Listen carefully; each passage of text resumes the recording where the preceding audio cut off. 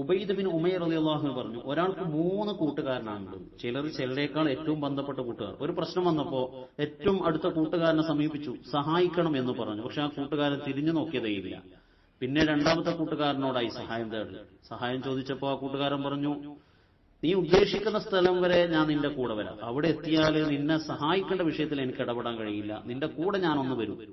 മൂന്നാമത്തെ കൂട്ടുകാരനോട് പിന്നെ സഹായം തേടി. അദ്ദേഹം പറഞ്ഞ മറുപടി, അന അദ്ഹബുമാക ഹൈസു ദഹബ്ത വഅദ്ഖുലുമാക ഹൈസു ദഖൽത. മൂന്നാമത്തെ കൂട്ടുകാരൻ പറഞ്ഞു, നീ എവിടേക്ക് പോകുന്നോ അവിടേക്ക് ഞാൻ വരും. എന്ന് മാത്രമല്ല, നീ എവിടേക്കാണോ പ്രവേശിക്കുന്നത് അവിടേക്ക് നിന്റെ കൂടെ ഞാൻ പ്രവേശിക്കുകയും ചെയ്യും എന്ന് പറയുകയുണ്ടായി. മഹാൻ പറഞ്ഞു, ആദ്യത്തെ കൂട്ടുകാരൻ മനുഷ്യന്റെ സമ്പത്താണ്, അതവന്റെ കൂടെ ഖബറിലേക്ക് ഉണ്ടാവില്ല. രണ്ടാമത്തെ കൂട്ടുകാരൻ അവന്റെ കുടുംബക്കാരനാണ്, അത് ഖബർ വരെ അവനെ പിന്തുടരും. മൂന്നാമത്തത് അവന്റെ കർമ്മങ്ങളാണ്, അതാണ് മരണശേഷവും അവനെ പിന്തുടർന്നുകൊണ്ടിരിക്കുന്നത്.